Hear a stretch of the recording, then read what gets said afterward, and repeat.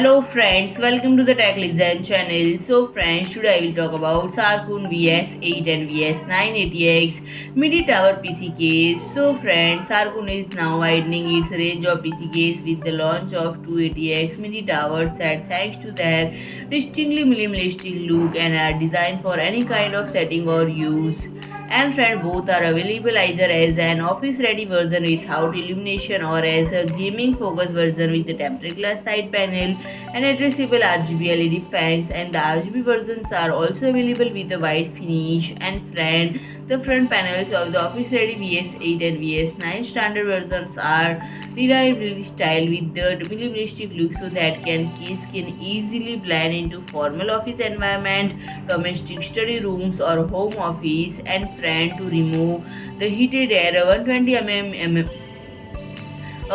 mm fan is already pre-installed on the rear panel of these windows cases. And friend, depending on the applications and required performance, 3 additional 120 mm fans can be installed behind the front of the case. And if even more cooling capacity is required, there is a space for 2 or more 120 mm or two 140 mm fans under the top panel of the case. And friend, both also offer same installation possibility when it comes to data storage for up to two 3.5-inch hard drives and four 2.5-inch SSDs. There is a choice of installation locations, whether behind the main board tray, on the power supply tunnel, or on the integrated HDD or SSD case. And as far as connectivity is concerned, the standard office-ready version rely on two proven USB 3.0 ports as well as an older 2.0 port.